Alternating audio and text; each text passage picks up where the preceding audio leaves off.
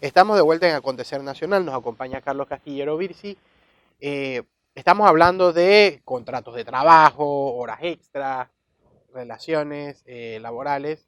Eh, es muy importante señalar, debo decir, si usted está viendo la segunda parte y no ha visto la primera, en la primera parte va a encontrar todo lo relacionado con eh, el contrato definido y el contrato indefinido, así como temas relacionados con periodo probatorio, etcétera. Pero había un tema muy importante que conversamos backstage o tras escenario y era el siguiente, los reglamentos de trabajo. ¿Por qué son importantes y a partir de cuándo y cuál es su aplicación? Ok, reiterando los saludos a todos los que nos observan a través de los diferentes medios. Reglamento interno de trabajo es una herramienta importantísima para el desarrollo de toda la empresa, porque el código, si bien es cierto, protege mucho al trabajador y le brinda al empleador los faros o las guías para cómo desarrollar su empresa. Pero es el reglamento interno de trabajo el que le va a decir al trabajador cuáles son las reglas del juego dentro de esa empresa. Que si el uniforme, que si la marcación, que si los periodos de descanso dentro de la jornada, independientemente de que en el contrato se establezca que el trabajador tendrá una hora o media hora de descanso entre la jornada. Existen empresas que le conceden Un a tiempo sus adicional trabajadores tiempos adicionales. En muchas empresas escuchamos el famoso coffee break para despejar la para mente. despejar la mente a la media mañana y demás.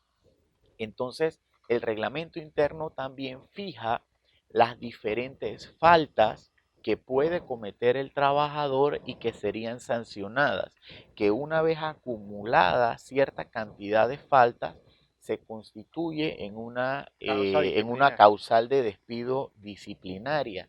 Entonces es muy importante para las empresas que tengan más de 10 trabajadores tener aprobado su reglamento interno ¿De 10 en adelante o más de 10? de 10, o sea, más de 10. Tú Ok, puedes tener 10 trabajadores listos. A partir del trabajador 11, entonces ya sí debe tener un reglamento interno o tenerlo en trámite para los efectos de cualquier inspección que realice con este fin el Ministerio de Trabajo. Entonces, es muy importante que los empleadores en general estén anuentes a el desarrollo de las normas dentro de este reglamento interno, porque es la herramienta que va a tener el Departamento de Recursos Humanos o el abogado que atienda los casos de recursos humanos para poder hacer los ajustes necesarios con los trabajadores para que estos cumplan las normas del reglamento interno, o que si no las quieren cumplir, tener las herramientas para realizar un despido efectivo. Porque poco nos sirve a nosotros los abogados tener un reglamento interno que, digamos, hacemos lo que dictamina el reglamento interno, eh, hacemos el despido, nos demandan el despido y no logramos el consentimiento de la Junta de Conciliación en que nos otorgue que el despido fue justificado. Entonces, es la parte en donde los empleadores pues sí deben afinar en ese aspecto para que tengan, como quien dice, las reglas del juego claras y puedan entonces aplicar las medidas disciplinarias a los diferentes trabajadores. claro. Me llama mucho la atención y qué pudiera incluirse dentro de ese reglamento de trabajo. Por ejemplo, ya mencionaste un tema de horarios de entrada, coffee breaks, uso de uniforme, digamos, estilos de... Se puede, yo no sé, hay algunas empresas, no sé si incluyen el tema de, hasta del cabello, escapa a la realidad del reglamento de trabajo, pero y el otro aspecto sería qué tipo de faltas pudiéramos observar dentro de un reglamento de trabajo, entendiendo que ya el código regula, por ejemplo, ausencias, Uh -huh. etcétera. Entonces, como para que pudiera conocer un poco la... Ok. los seguidores? El reglamento interno de trabajo es un compendio de normas que van a regir la relación interna de la empresa, y las normas que hay dentro del reglamento interno no pueden ir en contra de ni de los convenios internacionales aprobados por OIT, ni en contra del código, ni en contra de los derechos humanos.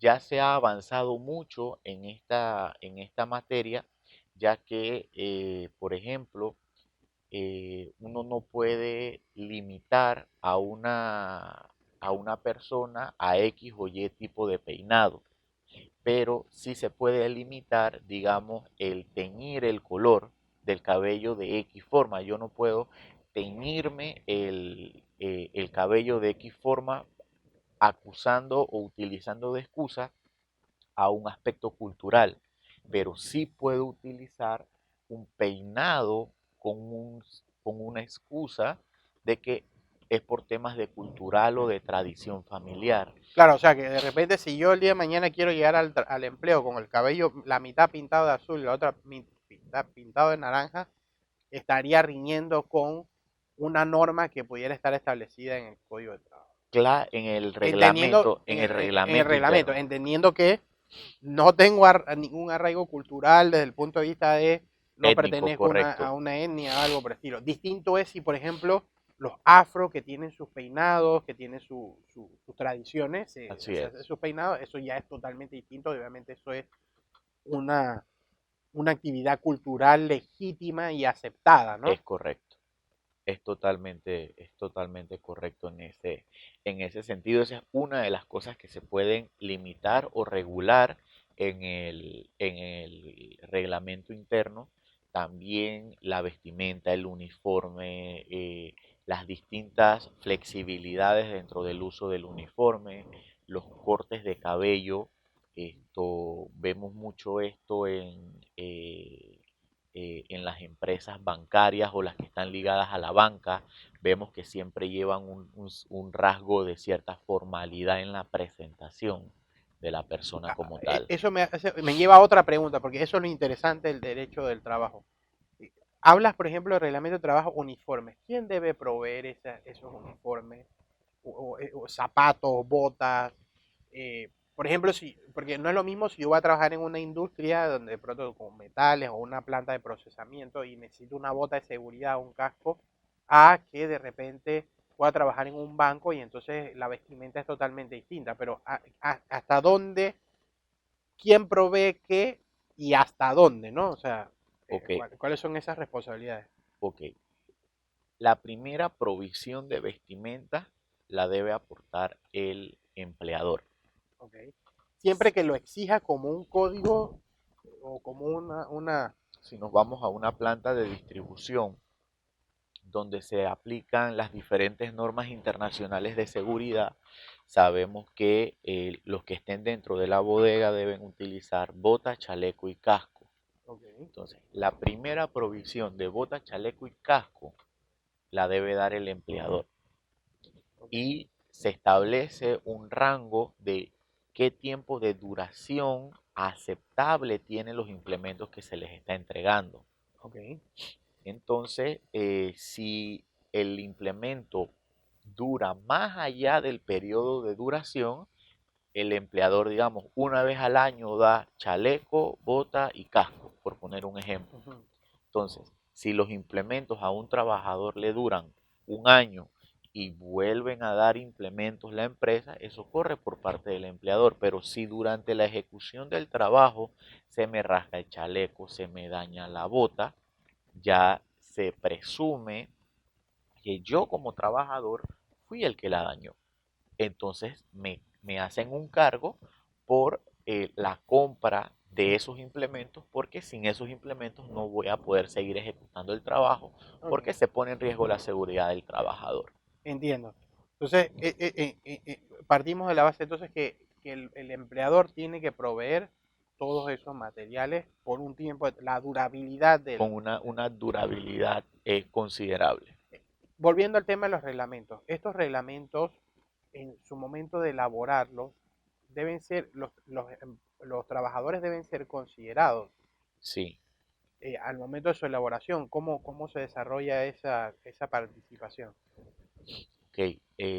Existe dentro del código las disposiciones atinentes a este tema y en la constitución del reglamento interno se manifiesta la creación de un comité de empresa, que es el que va a establecer la comunicación entre los trabajadores y el empleador o los empleados, sí, sobre el empleador, porque de esta manera se pone en conocimiento a los trabajadores de la entrada en vigencia del mismo reglamento, que digamos, si yo establezco el reglamento interno, pero todavía no tengo el grupo de trabajadores, listo, estas son las reglas y pasa entonces a la ejecución de una vez del comité de empresa.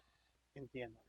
Bueno, em, quisiera que tratáramos un poquito sobre el tema de los permisos. Em, Me gustaría que pudiéramos hablar sobre las distintas categorías de permisos, es decir, cuáles son los permisos que regularmente obtiene un extranjero o que un empleador debe verificar que debe contar su trabajador. Ok, de los permisos de trabajo, el Código de Trabajo protege la mano de obra panameña a través del artículo 17 del Código de Trabajo, estableciendo pues las reglas generales. Luego, a través de decretos se reglamenta esta materia. En regla general, los permisos de trabajo existentes para cualquier categoría sin distinguir la nacionalidad de la persona, está el 10% dentro del personal ordinario, es lo que comúnmente se llama el 10 por 1. Está también el personal contratado dentro del 15% del personal especializado o de confianza. Ujú. Esos son los dos permisos, por decirlo así, que podría 10 conceder y 15%. 10 y 15%. Esos son eh, la regla general de permisos de Ok, trabajo a través de la empresa. ok. Pero está el permiso de trabajo en función de países amigos, está el permiso de trabajo casado con nacional, está el permiso de trabajo de reagrupación familiar, está el permiso de trabajo por razones humanitarias, que es el que se entiende pues que se ha utilizado con los programas de regularización Ok. migratoria o crisol de razas. Y en el caso de los residentes que cumplen los 10 años, entonces, El permiso de trabajo indefinido. ahora, ¿cómo impactan estos permisos, por ejemplo, dentro de estos otros que tú me mencionas que son regulares 10 y 15%? Ujú. Para una empresa regular, tengo un trabajador, lo contrato, entiendo que él tiene que hacer un trámite migratorio que va casado entonces con el Correcto. aspecto laboral, Laboral, correcto. y entonces yo lo ingreso. ¿Puedo pagarle hay algún requisito con respecto a salario? ¿Hay algún requisito que el trabajador tenga que Sí, tener presente? dentro del 10 y 15% se establece que el salario que debe tener este trabajador mínimamente es de 850 balboas, con las respectivas deducciones de ley Claro. en base a ese salario. O sea que en cualquier caso, si yo voy a regularizar, es 850. Correcto. Ok. Y tengo otra consulta. Entonces, si yo voy a contratar a alguien que tiene un permiso de trabajo por tiempo indefinido, porque ya tiene los 10 años aquí como residente, o porque está casado con panameño, cónyuge panameño, o porque tiene razones humanitarias, ¿eso impacta o le aplica el requisito del 10% y del 15% o la ley hace una excepción? Es decir, puedo incorporar yo, puedo incorporar a mi empresa más trabajadores que lo que me permite 10-15% si estos tienen permiso de trabajo por razones humanitarias. Ok. Al momento es una pregunta que se escucha sencilla, pero es sensitiva porque va mucho de la mano con la interpretación De la, de la planilla que hace el Departamento de Migración Laboral en el Ministerio de Trabajo. Actualmente desconozco a ciencia cierta el criterio de evaluación, pero entiendo que para los efectos del conteo, por lo menos tú me presentas una planilla, oye Carlos, Son 10 trabajadores. verifica si allí me cabe un trabajador de 10%, pero tienes 3 trabajadores a través de los programas de regularización migratoria, 2 con permiso de trabajo y 1 sin permiso de trabajo. Entonces, el que no tiene permiso de trabajo, ese me afecta para la entrada del 10%. Claro. Entonces, Y de hecho los pueden de estar Crisol, registrados en planilla y no tener el permiso de trabajo. sí, es una variante que muchas veces se da.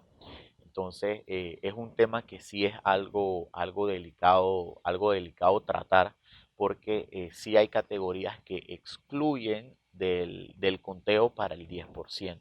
Lo que se Ok. preocupa el ministerio muchas veces es que dentro de la planilla todos tengan permiso de Ok. trabajo ¿Y para cuáles entonces excluirían, por ejemplo? los que no tienen permiso. Esos sí los cuentan para la afectación, para el Ok. conteo del O sea, 10%. pero si tú tienes un permiso de trabajo por razones humanitarias o proceso de regularización Ajá. y tengo 10 trabajadores, yo a este trabajador no le voy a aplicar un criterio de que como es extranjero, ya está dentro. No lo están aplicando Ok. de esa manera.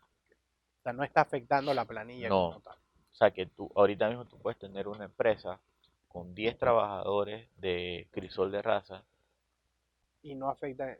y no afecta que tú tengas un trabajador por 10%.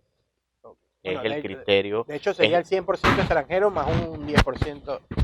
bueno, o O sea, sea, es lo que entiendo del criterio según que la viene a experiencia de lo que he visto Ok, en algunos permisos. entiendo, Pero entiendo. desconozco ahorita mismo la lectura que haga el Departamento de Migración Ok. Laboral. En cualquier caso, todos estos permisos tienen unas características muy puntuales que necesitan la asesoría de un abogado experto en la materia, de tal forma que pueda guiar al interesado hacia su regularización. Es correcto. Vale, muy bien. Yo quisiera hacerte una pregunta. Bueno, tenemos los permisos de trabajo, vamos a hacer todo este proceso. ¿Dónde empiezo? Empiezo por migración. Una vez uno tiene un carnet de migración, un permiso en virtud de una resolución, uno empieza por solicitar el estatus migratorio. Una vez uno tiene el estatus migratorio, se le colocan 8 balboas en timbre al documento y en función del permiso que tenga la persona, se evalúa el, se evalúa a qué tipo de permiso puede aplicar. Si la resolución de migración dice que el permiso es para trabajador ordinario dentro del 10% de la planilla de la empresa, el permiso de trabajo debe ser trabajador ordinario dentro del 10% de la planilla. Asimismo, si es países amigos, asimismo, si es eh, crisol de razas o programa de regularización migratoria. O sea, el estatus migratorio es el que manda la categoría. Ok, comprendo perfectamente. Y luego piden otros requisitos como foto, copia del carnet de migración Contratos de notariado. trabajo. En el caso de 10 y 15%, contrato de trabajo. Hubo un criterio dentro del permiso de trabajo de extranjero profesional en el que pedían para la expedición del permiso de trabajo que hubiera una promesa de trabajo. Desconozco si ese criterio se mantiene o fue cambiado. Modificado. Vale, y entonces a partir de ahí, entonces hacia el Ministerio de Trabajo con todos los requisitos que se Correcto, exigen. correcto. Cada permiso sí mantiene algunos requisitos. Ahora, hay una cosa interesante. Generalmente se te exige tener el contrato de trabajo previamente para aplicar o tú aplicas y luego presentas tu contrato de trabajo. Depende de la categoría. Si es 10 y 15%, piden el contrato de trabajo para la solicitud, El cual debe estar sellado. el cual debe estar debidamente registrado en el ministerio. Pero para categorías como reagrupación familiar, casado con nacional, eh, razones humanitarias, Se prescinde de... no piden el contrato de trabajo. Ok, muy bien.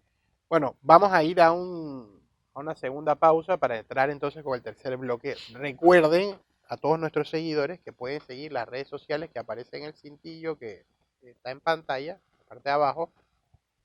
Pueden seguirnos en Twitter, Instagram y Facebook. También tenemos nuestro canal de YouTube al que se puede suscribir.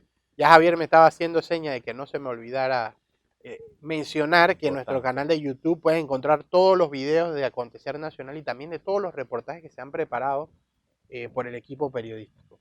Así que vamos a la pausa y estamos en breve con ustedes.